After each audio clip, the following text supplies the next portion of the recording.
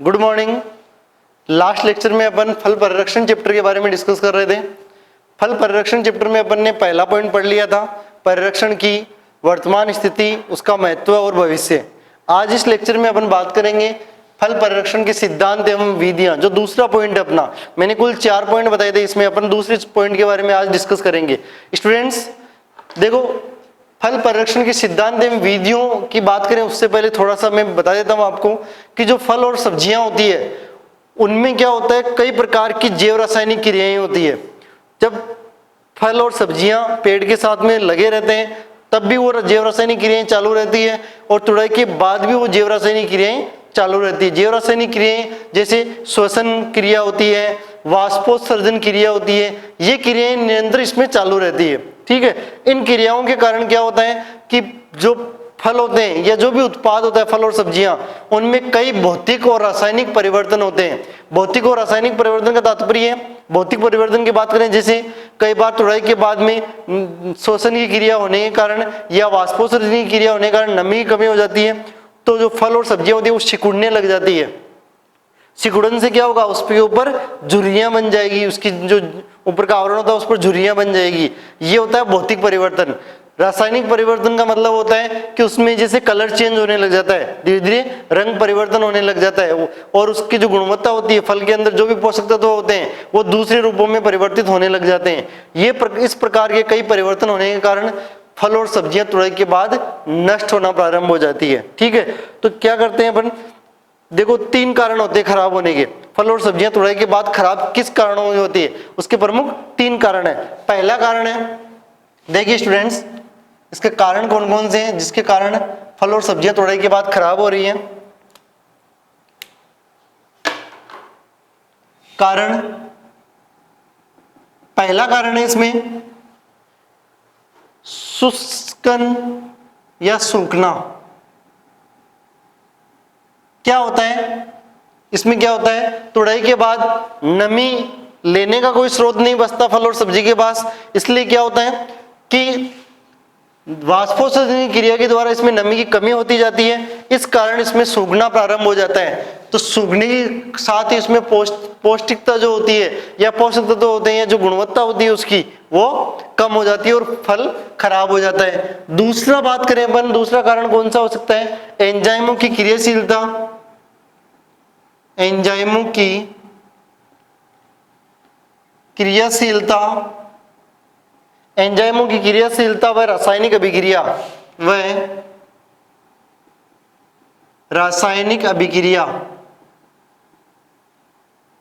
एंजाइमों की क्रियाशीलता व रासायनिक अभिक्रिया। स्टूडेंट्स इसमें क्या होता है कि कई प्रकार के एंजाइम अलग अलग कार्यों के लिए उत्तरदायी होते हैं। वो क्या करते हैं कि फल सब्जियों की तुड़ाई के बाद भी वो कार्य नियंत्रण करते रहते हैं। ठीक है, जैसे उसकी मिठास में परिवर्तन करते हैं, शर्करा की मात्रा में परिवर्तन करते हैं, उसमें लवणता में परिवर्तन करते हैं, पोषक तत्वों के मान में परिवर्तन करते हैं, रंग में परिवर्तन करते हैं। तो एंजाइमों की क्रियाशीलता नियंत्रण चलती रहती है और रासायनिक क्रियाएं भी कई चलती रहती है, जिसके कारण भी फल और सब्जियां तुड़ाई के बाद नष्ट हो जाते हैं। तीसरा है सूक्ष्म जीव। तीसरा है सूक्ष्म जीव। देखो सूक्ष्म, कई प्रकार के सूक्ष्म जीव हैं, जैसे फफूंद, खमीर, जीवाणु। फफूंद, खमीर, जीवाणु, ये क्या करते हैं, तुड़ाई के बाद फल और सब्जियों को नष्ट करने का काम करते हैं। ठीक है, नमी के कारण फफूंद लग जाती है, खमीर लग जाती है, जीवाणु लग जाते हैं, इसके कारण ये नष्ट करते हैं फल और सब्जियों को। तो फल और सब्जियां तुड़ाई के बाद नष्ट होने के कितने कारण है, टोटल 3 कारण है। पहला कारण शुष्कन व सूखना, सूख जाते हैं, अधिक तापमान होता है तो सूख जाते हैं। दूसरा, एंजाइमों की क्रियाशीलता और रासायनिक अभिक्रियाएं होने के कारण फल और सब्जियां नष्ट हो जाते हैं। तीसरा, सूक्ष्म जीव, सूक्ष्म जीव जैसे फफूंद है, खमीर है, जीवाणु है, ये भी कई क्रियाएं करके फल और सब्जियों को नष्ट कर देते हैं। अब हम आते हैं मेन पॉइंट पर। मेन पॉइंट है अपना फल परिरक्षण के सिद्धांत एवं विधियां। देखो, फल परिरक्षण के सिद्धांत और विधियों को 2 भागों में बांटा गया है। कितने भागों में बांटा गया है, 2 भागों में बांटा गया है। 2 भाग है, 2 भागों में बांटा गया है। पहला है अस्थायी परिरक्षण, पहला है अस्थायी परिरक्षण और दूसरा है स्थायी परिरक्षण। स्थायी परिरक्षण। हम सबसे पहले बात करेंगे अस्थायी परिरक्षण की। देखो अस्थायी परिरक्षण क्या होता है? जब फल और सब्जियों का परिरक्षण कुछ दिनों से लेकर कुछ महीनों तक यदि परिरक्षण करते हैं तो वो अस्थायी परिरक्षण करते हैं। अस्थायी परिरक्षण की कुल 5 या 6 विधि हैं। उन विधियों के बारे में डिस्कस करते हैं। देखो अस्थायी परिरक्षण की पहली विधि कौन सी है, ढंग से समझना स्टूडेंट्स, स्वच्छता। सबसे पहली है स्वच्छता। देखो स्वच्छता का तात्पर्य ये है, कई बार अपन फलों की तुड़ाई करते हैं तो कई कटे फटे फल होते हैं, कई रोगग्रस्त फल होते हैं, कई कीट वगैरह कोई रोग वगैरह लगा हुआ है वो फल होते हैं। ऐसे फलों को तुड़ाई के बाद अलग कर देना चाहिए। जो कटे फटे फल है, रोगग्रस्त फल है, ऐसे फलों को तुड़ाई के बाद अलग कर देना चाहिए। ठीक है, उसके बाद क्या करना है, उनको साफ पानी से धोना चाहिए। तुड़ाई के बाद साफ पानी से धोने से क्या होगा, उसके ऊपर जो भी मिट्टी की डस्ट लगी हुई है, जो मिट्टी लगी हुई है वो साफ हो जाएगी। उसके अलावा कई प्रकार के जो रसायनों का अपन छिड़काव करते हैं फसल में या फलों पर, फल वृक्षों पर, उन रसायनों से भी उसको मुक्ति मिल जाएगी। तो उसमें स्वच्छता का भी ध्यान विशेष रखा जाता है। स्वच्छता के अलावा स्वच्छ करके अपन किसी भी चीज को कुछ समय के लिए सुरक्षित रख सकते हैं। ठीक है, दूसरा है निम्न तापक्रम द्वारा। बी है निम्न तापक्रम द्वारा। निम्न तापक्रम द्वारा। देखो निम्न तापक्रम मतलब लो टेम्परेचर। जो जितने भी सूक्ष्म जीव और एंजाइम होते हैं वो उनकी क्रियाशीलता एक विशेष तापमान और आर्द्रता के साथ में होती है। ठीक है, उनको भी क्रियाशील होने के लिए एक विशेष तापमान की जरूरत होती है। यदि आप तापमान में परिवर्तन करके उस तापमान को कम कर देते हो, निम्न तापमान कर देते हो, तो निम्न तापमान पर जो भी सूक्ष्म जीव है हानिकारक और जो भी एंजाइम है जो कई प्रकार की क्रियाएं करके फलों को और सब्जियों को नष्ट करते हैं, उन सूक्ष्म जीव और एंजाइमों की क्रियाशीलता बंद हो जाएगी। वो क्रियाशील नहीं होंगे, रुक जाएगी। क्रियाशील नहीं होंगे तो उस फल और सब्जी के उत्पाद जो होते हैं उनको सुरक्षित रख सकते हैं अपन। तो निम्न तापक्रम द्वारा भी अपन सुरक्षित रख सकते हैं। लो टेम्परेचर कर दो जिससे उनकी क्रियाशीलता नहीं होगी। तीसरा है उच्च तापक्रम। तीसरी विधि है उच्च तापक्रम। इंपॉर्टेंट है, ये बोर्ड एग्जाम में क्वेश्चंस आते हैं इनसे। उच्च तापक्रम द्वारा। उच्च तापक्रम मैंने बताया एक निश्चित तापक्रम जरूरी है। एक निश्चित तापक्रम है, जैसे मान लो कि 25 से 35 डिग्री सेल्सियस तक मान लो कोई भी सूक्ष्म जीव सर्वाइव करता है। कितने? 25 से 35 डिग्री सेल्सियस। ठीक है, या रेंज की अपन बात करें स्टार्टिंग से कि 15 से लेके 45 डिग्री सेल्सियस तक तापमान सहन कर सकता है कोई भी सूक्ष्म जीव है।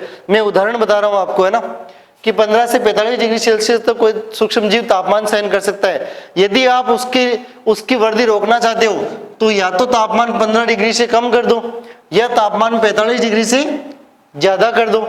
यदि ये क्रियाएं करते हो तो उसके लिए तापमान उचित नहीं रहेगा तो उसकी क्रियाशीलता बंद हो जाएगी और उसको सुरक्षित रख सकते हैं। जो भी उत्पाद है उसको सुरक्षित रखा जा सकता है।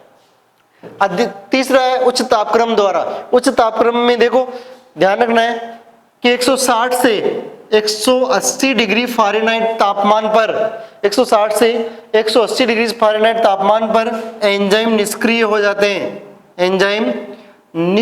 हो जाते हैं। जितने भी एंजाइम हैं वो डीएक्टिव कब हो जाते हैं?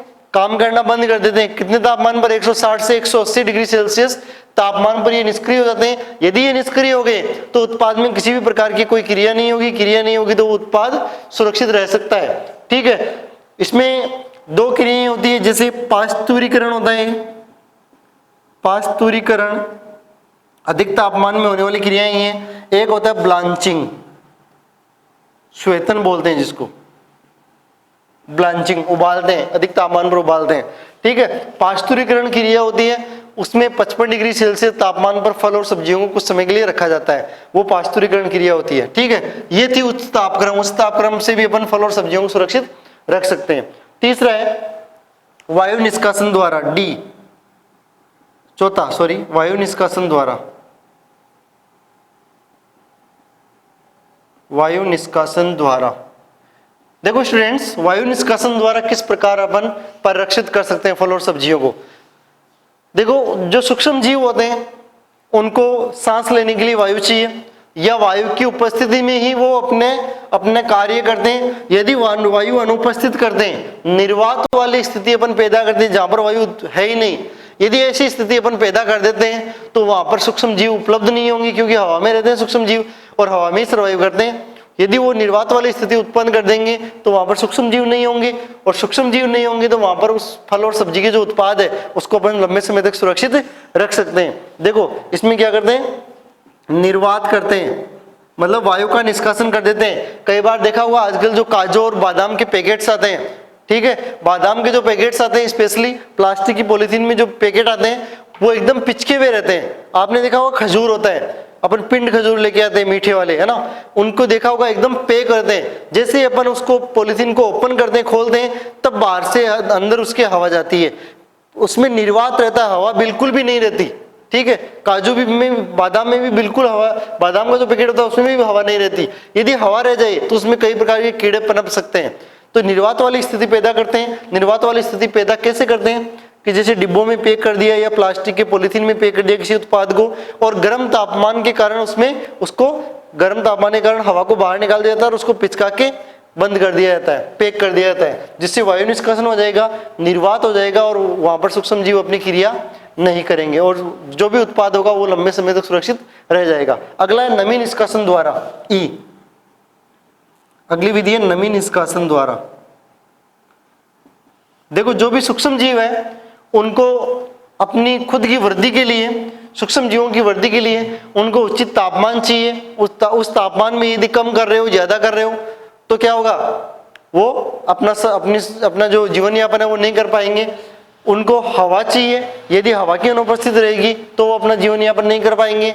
नमी वाली जगहों पर ज्यादा सूक्ष्म जीवों का आक्रमण होता है। यदि नमी की कमी रहेगी, नमी निकाल दी अपन ने, सुखा दिया, देखो नमी निष्कासन मतलब सुखाना, किसी भी उत्पाद को सुखाना, ये प्राचीन समय से चल रहा है। ये पुराने टाइम में भी ये क्रिया करते थे। पुराने टाइम में भी जैसे आपने देखा होगा कि जैसे सांगरी होती है, ठीक है, जो खेजड़ी के ऊपर सांगरी लगती है उसको उबाल के सुखा के सुरक्षित रखा जा सकता है, आज भी करते हैं कई जगह, है ना। तो ये चीज है। उसके अलावा जैसे केर होते हैं, आंवला होता है, आंवले को उबाल के सुरक्षित रखा जा सकता है सुखाकर। कई ऐसी चीजें जैसे काचरी होती है, ककड़ी का एक रूप होता है काचरी बोलते हैं जिसको, उसको भी अपन सुखा के काम में लेते हैं। तो ये वायु नमी निष्कासन की विधि है। नमी निष्कासन की विधि में क्या होता है कि उसको गर्म रखा जाता है, अधिक तापमान पर गर्म करेंगे, जिससे क्या होगा, उसमें जो नमी होगी वो बाहर निकल जाएगी, बाहर निकल जाएगी तो उसमें सूक्ष्म जीवों की वृद्धि नहीं होगी। क्योंकि फल और सब्जियों में, क्योंकि फल व सब्जियों में 80 से 90% नमी होती है। 80 से 90% नमी होती है। फल और सब्जियों में लगभग 80 से 90% नमी होती है। अधिक नमी के कारण ही इस पर सूक्ष्म जीवों का आक्रमण ज्यादा होता है। यदि नमी कम कर दोगे, सुखा दोगे उस उत्पाद को, तो इसमें कोई सूक्ष्म जीव का आक्रमण नहीं होगा। ठीक है, अगला है एफ पॉइंट, छठा पॉइंट कौन सा है, मृदु प्रतिरोधियों का के द्वारा। एफ, मृदु प्रतिरोधियों के द्वारा।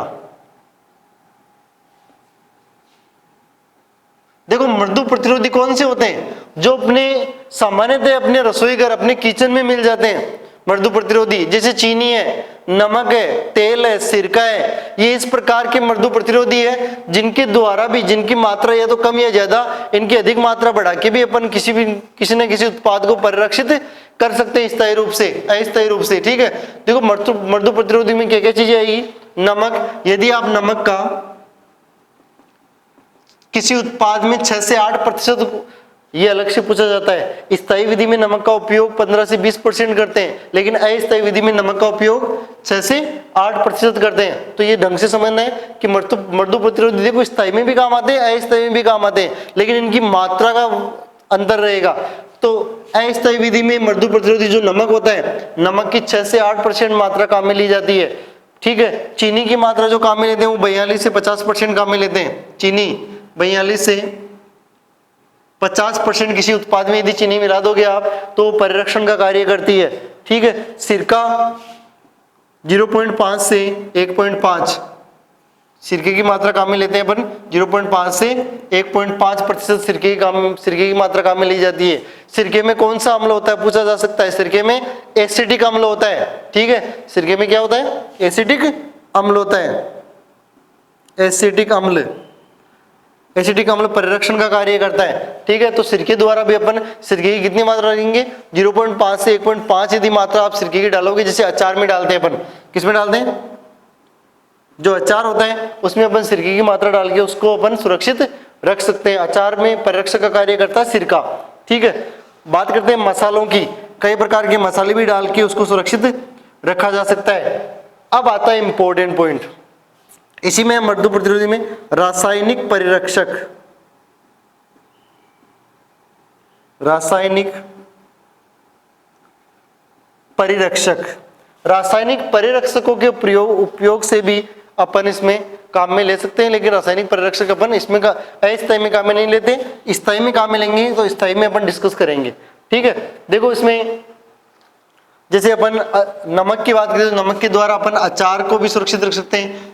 देखो नमक में, अचार में नमक ज्यादा होता है, सिरका भी, अचार, जैम जो होती है, जैम जेली, वो चीनी के द्वारा परिरक्षित की जाती है। कई बार मीठा अचार भी बनाते हैं कई जगह, तो उसमें भी चीनी डाली जाती है परिरक्षक के रूप में।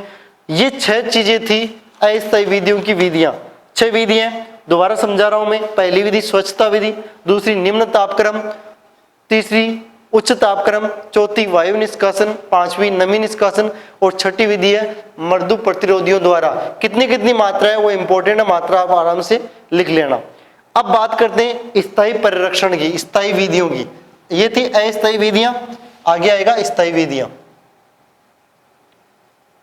फल परिरक्षण की विधियां 2 भागों में बांटी गई है, स्थायी और अस्थायी। अस्थायी के बारे में अपन ने पढ़ लिया। दूसरा है स्थायी विधियां, स्थायी परिरक्षण। स्थायी रूप से परिरक्षण का मतलब है कि कई महीनों से लेके कुछ वर्षों तक अपन जब परिरक्षित रखते हैं, फल और सब्जियों को सुरक्षित रखते हैं, तो उसको अपन स्थायी फल परिरक्षण कहते हैं। ठीक है, इसमें कौन कौन सी क्रियाएं होगी? पहली क्रिया होगी जीवाणु विहीनीकरण, स्टरलाइजेशन। जीवाणु विहीनीकरण। स्टूडेंट्स, जीवाणु विहीनीकरण द्वारा देखो क्या होगा? जीवाणु विहीनीकरण, जीवाणु विहीन, विहीन का मतलब होता है, जीवाणु विहीन मतलब ऐसे उत्पाद जिनमें जीवाणु नहीं हो उनको जीवाणु विहीन कर देना, जीवाणु विहीनीकरण प्रक्रिया। इसमें क्या होता है? कोई भी जो उत्पाद है उसको डिब्बों में भरकर वायु रहित करके उत्पाद को डिब्बों में भरकर डिब्बों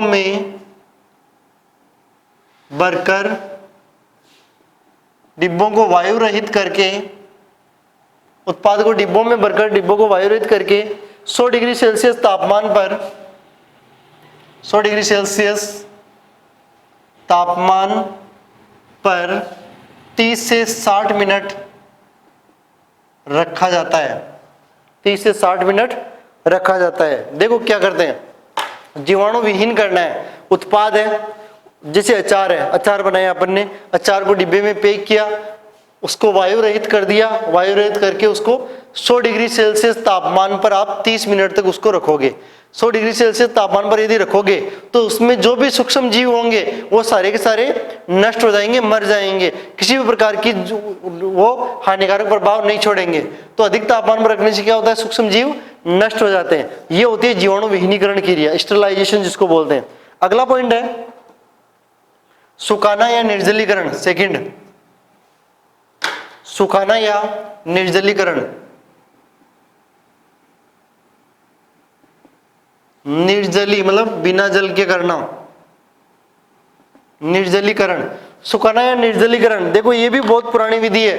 क्या करते थे अपन? फल और सब्जियों को छोटे छोटे टुकड़ों में काटकर धूप में सुखाते थे, या निर्जलीकरण की जो मशीन होती है, डिहाइड्रेट होता है, उसके द्वारा सुखाकर उसको सुरक्षित रखा जा सकता है। ठीक है, इसमें ध्यान रखना है कि एक सिद्धांत के अनुसार ये कहा गया है कि जितना फल और सब्जी में गाढ़ापन होगा, नमी की कम मात्रा होगी, जितना गाढ़ापन होगा उतनी सूक्ष्म जीवों की जो वृद्धि होती है वो फल और सब्जियों में वो कम होगी। जितना गाढ़ापन ज्यादा होगा उतनी सूक्ष्म जीवों की वृद्धि कम होगी। तो ध्यान रखना है कि निर्जलीकरण मतलब जब पानी की कमी हो जाएगी, किसी उत्पाद में पानी की कमी होने के कारण सूक्ष्म जीव हमेशा वहां पर निष्क्रिय हो जाते हैं, कार्य अपने नहीं करते हैं। तीसरा है किण्वीकरण द्वारा, तीसरा किण्वीकरण, किण्वनीकरण, सॉरी किण्वनीकरण। किण्वनीकरण का मतलब क्या है? इसमें क्या होगा, इसमें जो शर्करायुक्त पदार्थ है, शर्करायुक्त पदार्थों का एंजाइम युक्त सूक्ष्म जीवों द्वारा अपघटन किया जाता है। शर्करायुक्त पदार्थों का, शर्करायुक्त पदार्थों का एंजाइम युक्त सूक्ष्म जीवों, एंजाइम के साथ सूक्ष्म जीवों मतलब एंजाइम युक्त सूक्ष्म जीवों का अपघटन करके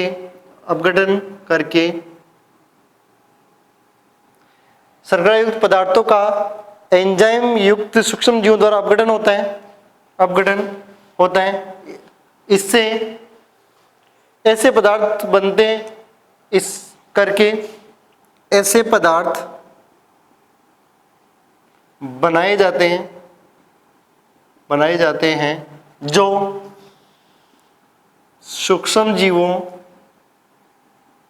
की वृद्धि को रोकते हैं।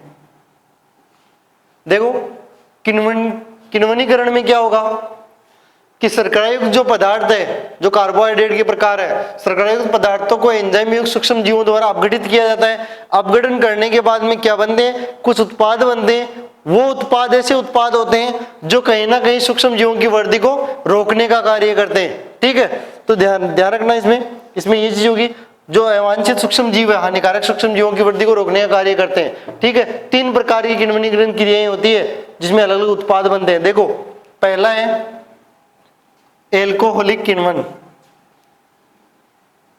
3 प्रकार की क्रियाएं होती है। देखो,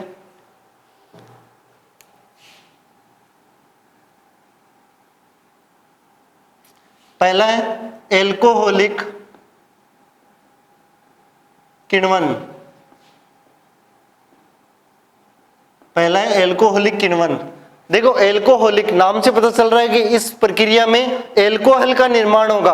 किसका निर्माण होगा? एल्कोहल का निर्माण होगा, और एल्कोहल को भी परिरक्षण के रूप में अपन काम में लेते हैं, स्प्रीट जिसको बोलते हैं। ठीक है, एल्कोहलिक किण्वन में क्या होगा? हेक्सोज शर्करा का, इसमें लिखना है हेक्सोज शर्करा का खमीर के द्वारा अपघटन करके एल्कोहल तथा कार्बन डाइऑक्साइड बनाई जाती है, और जो एल्कोहल होता है वो एक परिरक्षक के रूप में कार्य करता है। ठीक है, किस प्रकार होता है? देखो, C6H12O6 ये है हेक्सोज शर्करा, हेक्सोज शर्करा। ठीक है, इसका अपघटन किया जाता है खमीर के द्वारा। किसके द्वारा?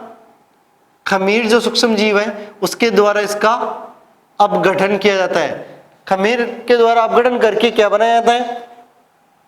2C2H5OH plus CO2 plus 2CO2 sorry plus 2CO2। ये क्या है? एल्कोहल। क्या है? एल्कोहल। और ये क्या है? Carbon dioxide, CO2 gas, carbon dioxide, carbon dioxide,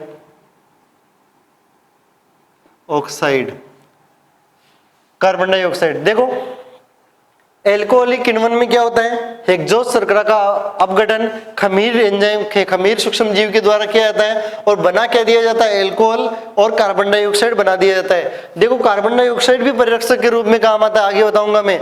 और यहाँ पर किण्वनीकरण की बात कर रहे हैं तो जो मुख्य उत्पाद बन रहा है वो कौन सा बन रहा है? एल्कोहल बन रहा है। ये एल्कोहल को अपन कई प्रकार के जो उत्पाद है उनको परिरक्षित करने में काम में लिया जा सकता है, परिरक्षक के रूप में काम में लेते हैं। दूसरा है एसिटिक अम्ल किण्वन।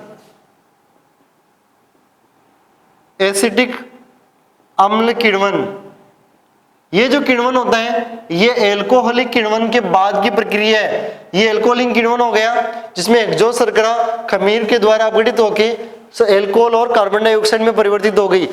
जब एल्कोहल में परिवर्तित हो गई तो एल्कोहल ही इसमें काम आ जाएगा, और एल्कोहल से अपन क्या बनाएंगे, इसमें एसिटिक अम्ल बनाएंगे। किस प्रकार, देखो C2H5OH ये क्या है, एल्कोहल। C2H5OH ये एल्कोहल है। एसिटिक अम्ल जो बैक्टीरिया है, एसिटिक अम्ल, एसिटिक अम्ल जीवाणु, एसिटिक अम्ल जीवाणु द्वारा अपघटन होता है। अपघटन होके क्या बनता है, CH3COOH, CH3COOH plus H2O। CH3COOH क्या है, एसिटिक अम्ल है। क्या है, एसिटिक अम्ल। देखो स्टूडेंट्स, H2O मतलब जल होता ही है। एसिडिक अम्ल किण्वन में क्या होगा कि जो एल्कोहलिक किण्वन से प्राप्त एल्कोहल है उसका अपघटन किसके द्वारा किया जाता है, उसका एल्कोहल का अपघटन एसिडिक अम्ल जीवाणु के द्वारा अपघटन किया जाता है, और क्या बना दिया जाता है, एसिडिक अम्ल बना दिया जाता है CH3COOH। CH3COOH एसिडिक अम्ल का सूत्र होता है, ये इसका मुख्य उत्पाद है। और जो एसिडिक अम्ल किस में पाया जाता है, सिरके में पाया जाता है। अपने जो सिरका होता है उसमें पाया जाता है एसिटिक अम्ल। एसिटिक अम्ल के द्वारा, सिरके के द्वारा या एसिटिक अम्ल के द्वारा अचार को परिरक्षित किया जाता है। ठीक है, तो ये हो गया दूसरा। तीसरा क्या है, तीसरा है लैक्टिक अम्ल किण्वन। मैंने 3 प्रकार के किण्वन बताए थे। लैक्टिक अम्ल किण्वन तीसरा प्रकार है।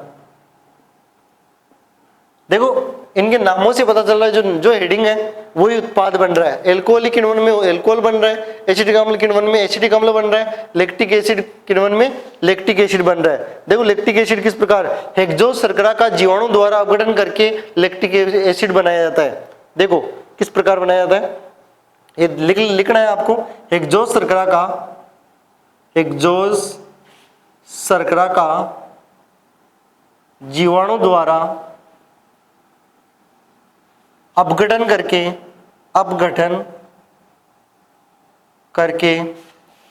लैक्टिक एसिड बनाया जाता है। लैक्टिक अम्ल बनाया जाता है, लैक्टिक अम्ल बनाया जाता है। ठीक है, तो ये लैक्टिक एसिड या लैक्टिक अम्ल किण्वन हो गया। तो देखो इसको फर्मेंटेशन बोलते हैं इंग्लिश में, फर्मेंटेशन किण्वन। ठीक है, देखो किण्वन एल्कोहलिक किण्वन होगा, एसिटिक अम्ल किण्वन होगा और लैक्टिक अम्ल किण्वन होगा। एल्कोहल भी परिरक्षण के लिए काम में लिया जाता है, एसिटिक अम्ल भी परिरक्षण के लिए काम में लिया जाता है, और लैक्टिक अम्ल भी परिरक्षण के लिए काम में लिया जाता है। 3 चीजें हो गई। ये था तीसरा पॉइंट, किण्वनीकरण। अब बात करते हैं चौथा पॉइंट, परिरक्षित पदार्थों द्वारा परिरक्षण करना। चौथा पॉइंट,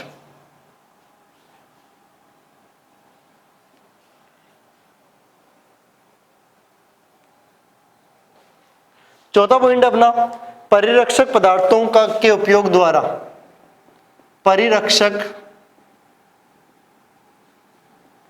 पदार्थों के उपयोग द्वारा। देखो अपन ने अस्थायी विधि पढ़ी थी अभी। अस्थायी विधि में मृदु प्रतिरोधियों का प्रयोग बताया था मैंने। नमक, चीनी, तेल, मसाले, ये सारे काम में लेके अपन परिरक्षण कर रहे थे।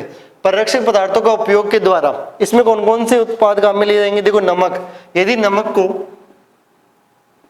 नमक का 15 से 20% आप घोल या 15 से 20% मात्रा काम में लेते हो तो इससे अचार या चटनी को परिरक्षित किया जा सकता है, सुरक्षित रखा जा सकता है।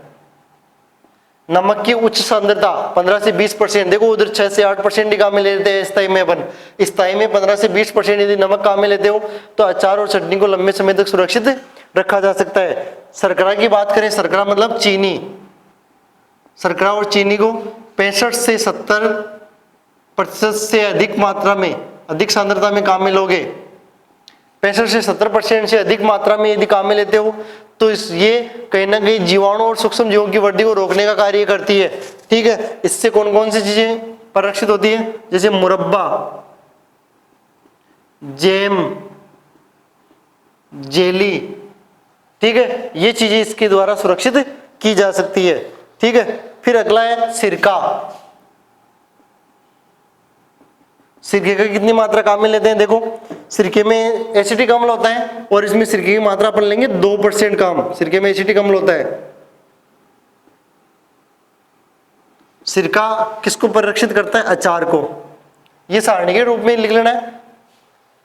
नमक का यदि 15 से 20% घोल का नमक 15 से 20% यदि काम में लेते हो तो अचार और चटनी को सुरक्षित रखा जा सकता है। शर्करा 65 से 70% से अधिक काम में लेते हो तो वो सूक्ष्म जीवों की वृद्धि को रोकती है। ठीक है, जैसे मुरब्बा, जेम, जेली में काम में लेते हैं। सिरका 2% से ज्यादा सिरका या 2% के लगभग सिरका आप काम में लेते हो तो अचार में सूक्ष्म जीवों की वृद्धि को रोका जा सकता है। इसके अलावा है तेल। तेल के द्वारा किसको परिरक्षित करते हैं अपन? अचार को। देखो तेल में एक चीज ध्यान में रखनी है, तेल के द्वारा परिरक्षित करने के लिए उसकी केवल 2 इंच या 2 सेंटीमीटर 2 सेंटीमीटर तक ऊपर। देखो कोई भी उत्पाद बनाते हैं, अचार बनाते हैं अपन, अचार देखा होगा कि तेल पूरा भरा रहता है, ऊपर तक रहता है। उसके ऊपर यदि 2 सेंटीमीटर मोटाई वाली परत यदि बनी रहेगी तो उसमें सूक्ष्म जीव प्रवेश नहीं करेंगे। इसलिए तेल के द्वारा भी अपन कई चीजों को सुरक्षित रख सकते हैं। ठीक है, अब एक चीज और है इसमें, ये कितनी चीजें होगी? 4। अगली चीज है रासायनिक परिरक्षक। ये है इंपॉर्टेंट चीज जो मैं बताना चाह रहा था, रासायनिक परिरक्षक। देखो अपने परिरक्षण में केवल 2 रासायनिक परिरक्षक काम में लिए जाते हैं। कौन कौन से काम में लिए जाते हैं? पहला है सोडियम बेंजोएट। परमानेंट याद कर लेने इनको, जेड एग्जाम में भी, जेड आईसीआर एग्जाम में भी इंपॉर्टेंट है ये, और अपने भी छोटा सा क्वेश्चन आ सकता है। रासायनिक परिरक्षक कौन कौन से?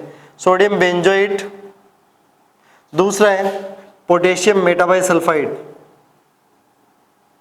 पोटेशियम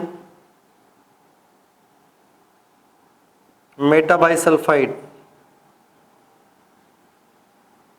स्टूडेंट्स देखो ये 2 रासायनिक परिरक्षक ऐसे परिरक्षक हैं जिनको आजकल फल परिरक्षण में बहुत ज्यादा काम में लिया जाता है।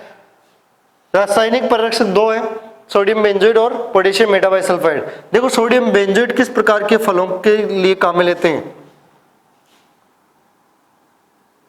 रंगीन उत्पादों के लिए।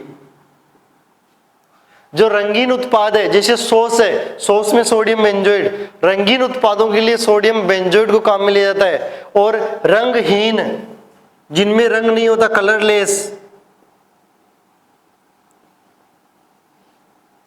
रंगीन मतलब कलरफुल, जिनमें कलर होता है, ठीक है, उनके लिए तो अपन सोडियम बेंजोएट काम में लेंगे। और जिनमें कलर नहीं होता, कलरलेस होते हैं, उनके लिए पोटेशियम मेटाबाइसल्फाइड को काम में लिया जाता है। देखो क्यों, इसका कारण क्या है? यदि आप रंगीन जो होते हैं, जिनमें रंग होता है, उनमें यदि पोटेशियम मेटाबाइसल्फाइड काम में लोगे तो वो क्या करता है? पोटेशियम जो होता है इसमें, वो रंग को डिफॉल्ट कर देता है, रंग को फीका कर देता है। इसके कारण अपन रंगीन जो होते हैं, रंगीन मतलब जिनमें कलर होता है, उसके अंदर पोटेशियम मेटाबाइसल्फाइड को काम में नहीं ले सकते।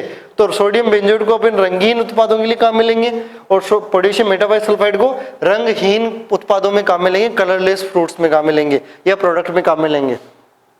अगला है अपना CO2 मतलब कार्बन डाइऑक्साइड द्वारा।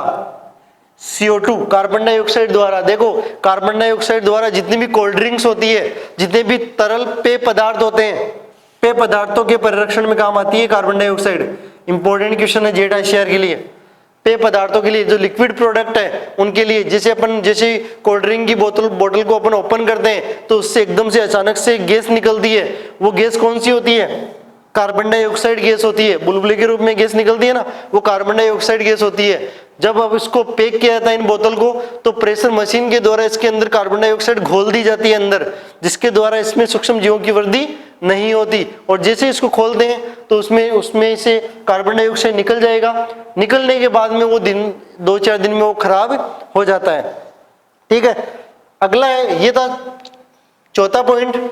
पांचवा पॉइंट है इसका विकिरण द्वारा। पांचवा और लास्ट पॉइंट है स्थायी परिरक्षण का, विकिरण द्वारा। देखो विकिरण द्वारा परिरक्षण कैसे करते हैं? देखो जो विकिरण है, जो भी रेज होती है, ये विकिरण द्वारा, जो रेज होती है, विकिरण होती है, विकिरण जो होती है वो विकिरण क्या करती है? हानिकारक होती है अपने शरीर के लिए, अपने मानव शरीर के लिए भी हानिकारक होती है, और जो सूक्ष्म जीव और एंजाइम होते हैं उनके शरीर के लिए भी हानिकारक होती है।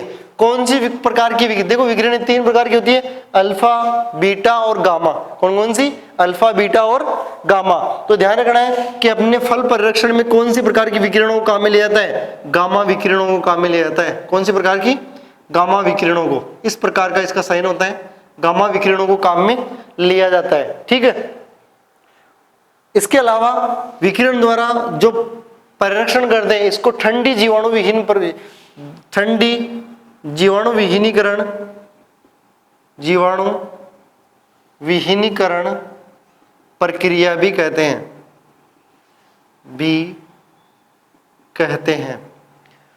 विकिरण द्वारा, विकिरण कौन से काम मिलेंगे फल परिरक्षण के लिए? गामा विकिरण काम मिलेंगे। गामा विकिरण, देखो कोई उत्पाद होता है मशीन के द्वारा, उसके ऊपर से विकिरण निकाली जाती है। ठीक है, ये जो किरणें होती है निकाली जाती है, ये इन किरणों के कारण उसकी सतह पर जो भी सूक्ष्म जीव, जो भी हानिकारक सूक्ष्म जीव उपलब्ध है वो सारे के सारे नष्ट हो जाते हैं इसके कारण। इसलिए इसको क्या बोलते हैं अपन? ठंडी जीवाणु विहीनीकरण प्रक्रिया भी कहा जाता है, कोल्ड स्टरलाइजेशन भी बोलते हैं इसको। ये पूछा जा सकता है दोनों के दोनों पॉइंट।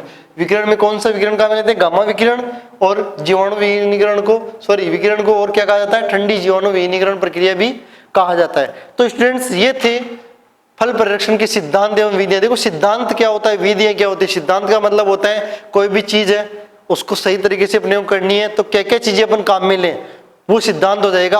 क्या क्या चीजें अपन काम में लेंगे वही विधियां होगी। यदि ये चीजें आप काम में ले रहे हो तो फल और सब्जियों को लंबे समय तक सुरक्षित रख सकते हो।